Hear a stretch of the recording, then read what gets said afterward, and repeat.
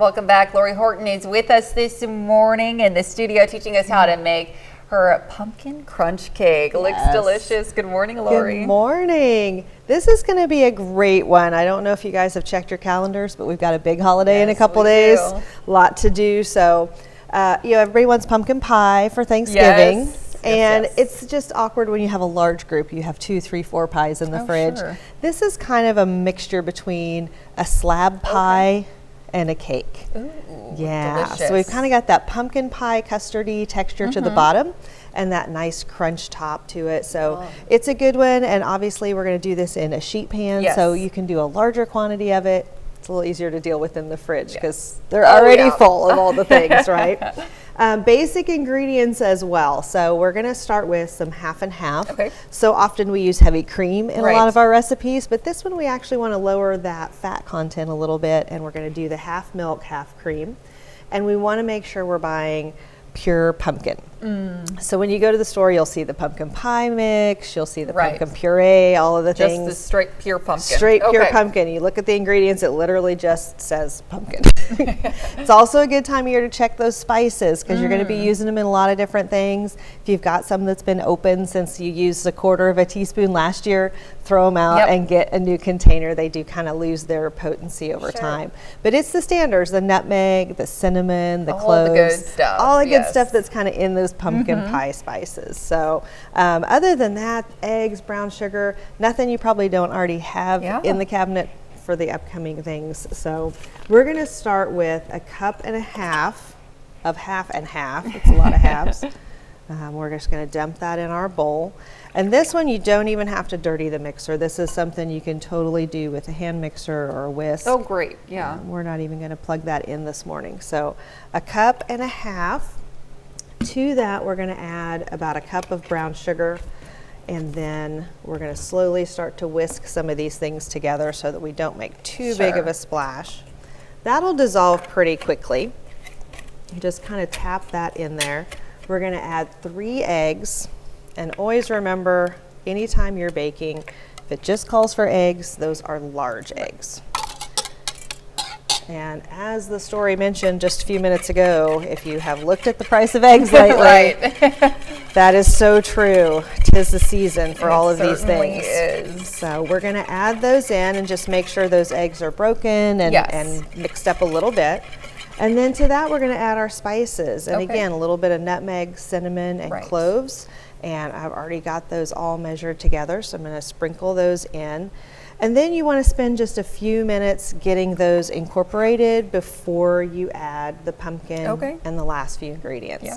So I'm going to whisk on these for a minute. When we come back in a little bit, we'll add the last of those things, and then we'll talk about that crunch top mix and how long we bake and all the things. Fantastic. Wonderful. Thanks so much, Lori. Stick around. We'll be right back.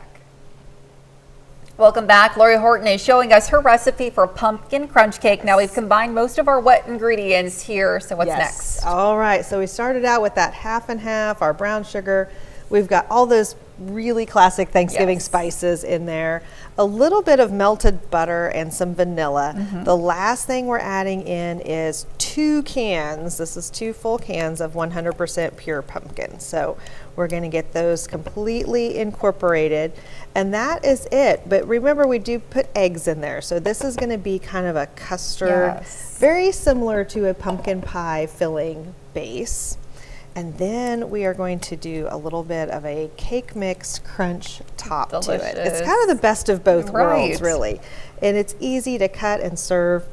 So much nicer when you've got a big crowd because you don't have to have multiple pies that you're trying to make those little slices and get them out of the pan. So this is kind of a mess to begin with. We were just saying it doesn't look very appetizing to start with. But we just want to kind of go slowly so you don't make too big of a mess. I take that whisk and just kind of twist it a little bit when you have those thick ingredients. And then we'll be able to whisk them together really easily. And this is not something that you need to get the big mixer out or really even the hand mixer. It's coming together really nicely already. And, you know, I know you love to make some of these great desserts. I mean, this is one that you can do ahead and take with you. So if you're going to grandma's house or, you know, you're going over with somebody else, this is one that's easy to do up the night before, throw it in the fridge. and then just grab out. You're not having to get up early and do this Right. the morning of, because there's enough of those things. We don't need to add one more. So when it's all incorporated very quickly, again, Look looks at that. really much very similar to a pumpkin Yes. pie filling. So let me scooch my cans out of the way here. The next thing we're going to do is, this is so important because we do need it to come out nice and clean. Certainly. We're going to get that baking spray out. Spray, this is just a 9x13 pan, a little cloud there. And again, easiest to do this in our disposable pan, so you Especially don't for have the to holidays, worry. yep. Yeah, and you know, I have to admit, I saw a great suggestion online the other day that if you don't like the look of the aluminum pan, go to the thrift store, to the Salvation Army stores, Oh. and buy a simple, neat Yes. glass dish. It's inexpensive and you can leave it, and it's kind of a nice Absolutely. thing. Makes your table look a little fancier. So I thought that was a great suggestion. Absolutely. So we're going to just pour this into our pan. It's not, again, anything that's going to rise. Okay. So don't be concerned if it really fills up your pan, because you want a nice thick slab slice there. And then we just want to pull this all the way out. Our next step before we bake, of course, is going to be that crunch top. So while I get this completely scraped out, when we come back, we'll incorporate those couple things together and then top Alrighty. it off to make it look delicious. All right, looks amazing already. Sounds like a plan. Stick around. We'll be right back. Welcome back. Lori Horton is showing us the finishing touches for the Yes. pumpkin crunch cake this Yes, morning. so So what's we've- left? All we've got left is that topping, and then really just our final little bits there when you get to your event. So what I have here is just one box of yellow cake mix, standard size, nothing out of the ordinary. I do want to make sure that I should go back and point out on our 100% pure Right. pumpkin, these are the smaller cans, because you can buy this in the Yes, large cans. yes. So we It's the use smaller two cans. of the 15-ounce cans. 15 So ounce. that would Perfect. be No, that's a great that's note. Yes, a big. for those. It is in the recipe that you'll find online on KOAM News Now later. But just to clarify for you guys that are taking notes at home. And we're literally going to just take this dry mix, and we're going to kind of be careful. We want to sprinkle it nice and even, but it's going to give you a really good thick layer of that crunch delicious. topping. Yeah, all the way around there. So don't miss the corners. Get it all the way to the edges, but a nice even layer. You'll see it's going to be plenty. And we're doing the whole bag. We're doing the whole Wonderful, bag okay. on there. So again, it'll give you almost a half and half layer of our pumpkin filling in the bottom and our cake crunch on the top. So when you get that all on there, you can kind of come back with your hands and even it out a little bit, because you want to go very gently, because this is very liquidy in the bottom. Yes.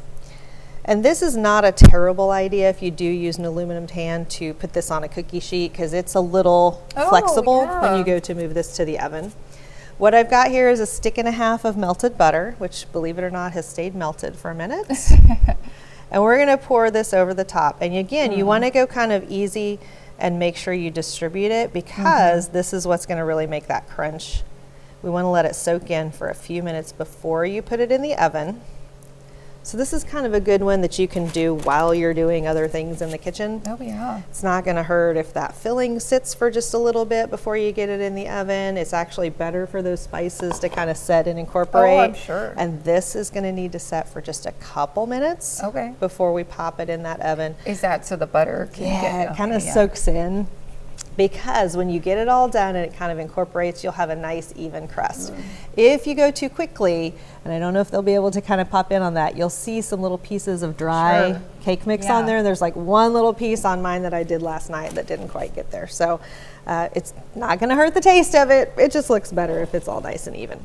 So let that set about 5 minutes before Okay. you pop it in that oven, and it does bake for about an hour. It's one you will Okay, yeah, kind it of takes a while. Because that set and forget. custard underneath, I'm sure you want Yeah. to make sure that You want to make sure it's holds set together. And when you pull it out of the oven, it's going to feel like it has a little bit of flex to it. Okay. Again, similar to a pumpkin pie, but you want to make sure that top is really nice and firm, nice and golden brown.